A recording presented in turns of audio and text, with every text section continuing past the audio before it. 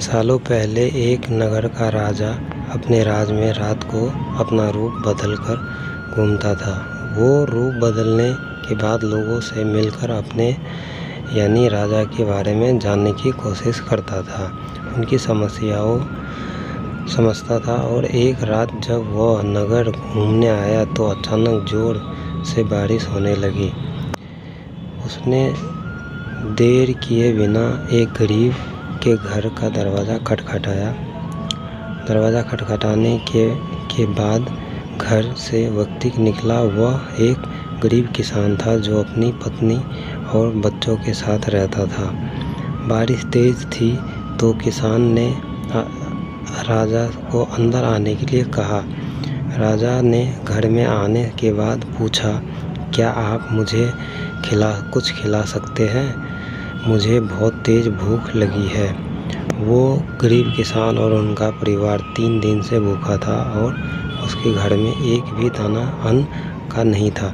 किसान के मन में हुआ कि भले ही भूखे हैं लेकिन अपने अतीत को यूं भूखा नहीं रख सकते। अब किसान ने सोचकर बेचैन हो गया कि अपने अतीत का पेट कैसे भरा जाए।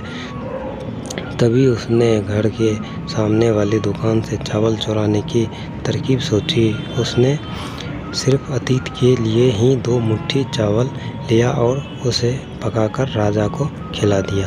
तब तक बारिश रुक गई थी और राजा अपने घर चला गया। दूसरे दिन दुकान का मालिक अनाज की चोरी की शिकायत लेकर राजा के पास पहुंचा। राजा ने दुकान के मालिक और उस गरीब इंसान को अपनी सभा में प्रस्तुत होने का आदेश दिया।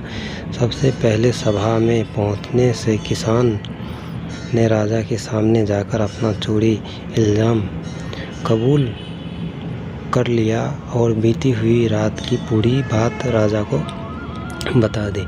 किसान राजा से कहता है कि मैंने चोरी की लेकिन मेरे परिवार ने उस अनाज का एक निवाला भी नहीं खाया। गरीब किसान की बातें सुनकर राजा बहुत दुखी हुआ और उसने किसान को बताया कि अतीत के रूप में मैं स्वयं तुम्हारे घर आया था।